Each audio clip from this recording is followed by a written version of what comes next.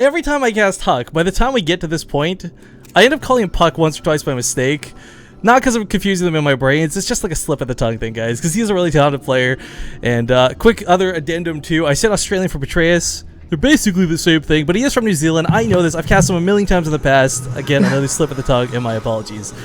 But let's hop into the action. A best of 3 has begun. The betting polls are open. You can place your bets, ladies and gentlemen. Spawning here in the top left corner of the map, it's going to be the red Protoss player from Evil Geniuses, HuK. And his opponent in the bottom right-hand corner from Root Gaming is the yellow Zerg, known as Petraeus.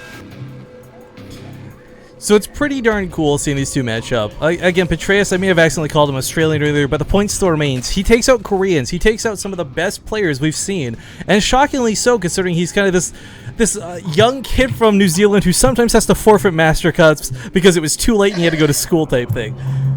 But I believe truly in my heart, this is actually going to be a very even matchup. HuK is a really talented player. I don't want to take anything away from him. But I do want to build Petraeus up a little bit because I think he's a little bit lesser known in that regard. And I completely see this going to game number 3. And as far as who wins, I think it's going to be really determined here in game number 1. I think we'll get a good preview of how this whole series will play out based on the way they play Frost. Yeah, certainly. Frost is like one of those super balanced maps that everyone likes to play. It's in basically every best of 3 I've ever seen since it came out. Frost and Habitation Station. Those are the two go-tos. Yeah. But we see HuK. Exactly. Whoa, he's changing it up. Going for the Forge. No gateway expands. Good on him. Luckily, Petraeus did go actually for the pool first, so he's not risking the hatch first right off the bat.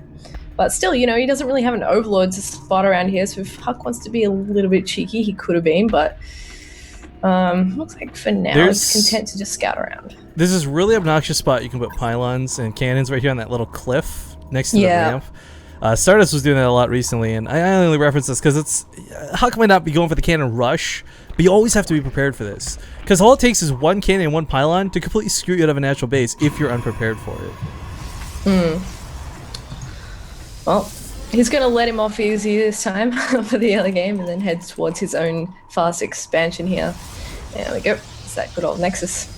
And we'll see what he goes for. I'm kind of feeling the Stargate on this map, especially because it is Frost. It's massive. Stargate is a good scouting tool.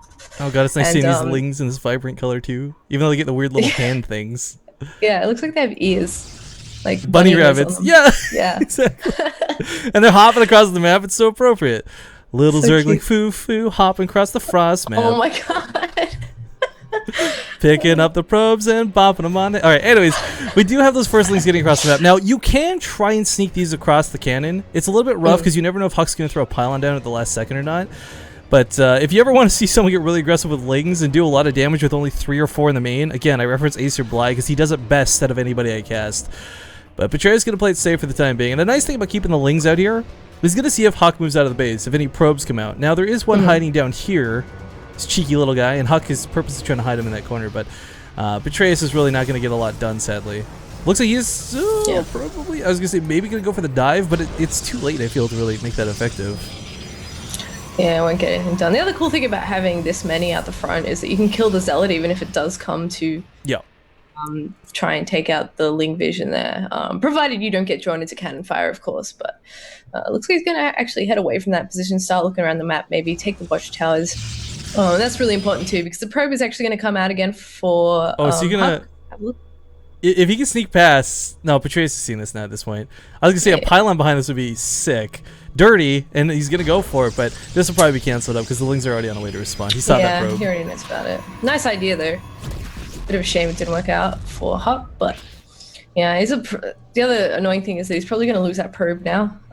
Yeah, this was a nice thing to have hidden on the map for the potential pylons towards the south for proxies or what have you, but Zelda actually playing, I guess, Shepherd, if you want to call that with these Lings. It looks like Petraeus is going to micro these, but still, let this die.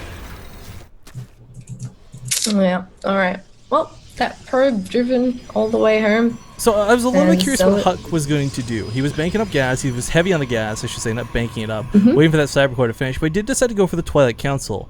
Now, I don't think this is going to be for DTs or anything quite so cheeky. And if I had to imagine blindly, honestly, probably going to be for Blink. One thing we've seen out of HuK, whether you see him on his like cheesy ladder games where he is doing like those 8 gates someone was joking about before, or whether it's a little bit later on, the thing is, HuK is really good with his control. And people, they joke top 3 control all they want, but really, he's one of those few players who can have Blink stalkers and take no damage. Dude, Petraeus is so on the ball right now. He's for like real. playing every probe. But he does still actually need to check for the pylon. I don't know rallied. It's rallied those once he kills the probe. He is very, very good with his scouts today. And this Overlord's coming in, trying to have a look at what's actually going on. He will have seen the Twilight cancel, the gas at the natural, so he's got a good idea of when he can drone until what he's going to be up against. And wow, it's actually going to be the DT Shrine. That's not what I expected. Wow. I mean, I said specifically I couldn't see this being Dark Templar as the opener, but I guess hoping to catch Petraeus off guard after having the pylon get up. Petraeus actually was rallied up there, but he never went back to find it, so he doesn't know that that pylon's there. For HuK, though, because he's shown no Stargate, no signs of it, Petraeus hasn't thrown down those 2 Spore Crawlers per minute on line. He may actually be unprepared for this initial Dark Templar hit.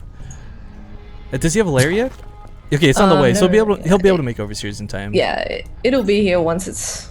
well, the other thing is, like, even if he does have the lair available to him, if he doesn't have any Overseers hatched right away and the DTs come in, they can still do a ton of damage to him before those Overseers are morphed and he cleans them up. You know, sometimes if they don't make enough Overseers, but, you know, Petraeus is smart. He's actually already hatching one. He's natural. Getting a few lings out as well to contend with that, but he didn't ever actually find that pylon up the top there, so... All in all, HuK does actually eventually get away with that pylon, and he was very persistent with that too. He had about 3 probes out on the map at some point, just looking around places that he could maybe put those pylons where the lings weren't actually patrolling over. Oh man, so again, you guys can't see it because it doesn't show up on stream for some reason, but I guess we got a big notification here about this size saying that HuK just resubbed. So big shout out to him. It's been a long time since I've seen HuK. I'm glad to have you back, man. Double O HuK. It's something I've missed saying in my shoutouts, but thanks for your resub, man. Force coming up with +2 though, and the reality is, for a Protoss player, when you're you don't necessarily want to dedicate too much to one tech path. The reality is, weapons are going to be so fantastic no matter what you do. Now, do we actually end up having Dark Templar come out at any points? I don't think he actually made any. So this could have just been simply for Archons, but again, he doesn't have any at home either, so a little bit curious on that. I guess the option... He can use them later. Yeah. I mean, we've seen him be good with his Warp Prism. You know, he might be... That could be something that he saves for later. Warp some DTs in to main whatever while he's pushing at the same time. And I do like what he's doing right now, getting the Immortals with his composition, because you can do a really nice push, which for the longest time I thought shouldn't work in cross-map, because marching across the map with all these units seems really scary to me if I was a Protoss. But once you get up towards that 3rd base, there's actually decent places for you to be able to force field off all the Zerg units. So it can be a really hard push to hold off, and even if you do close that gap, get up into the grill of the army, then the Stalkers have Blink, and you're like, oh well, this is very cost inefficient for me. Nice catch by Petraeus here though. The Roach is coming. They gotta be careful with those force fields. Nice red force fields, of course. Again, big nod to Gameheart. But Petraeus, man, he's going for the Swarm Hosts. It's a good way to play this matchup, but it's also one that does take a lot of precision, and we didn't quite see that out of Sane last time. Petraeus, though, is a player who I've actually seen do Swarm Hosts before. I feel very confident in seeing him go for this as his choice.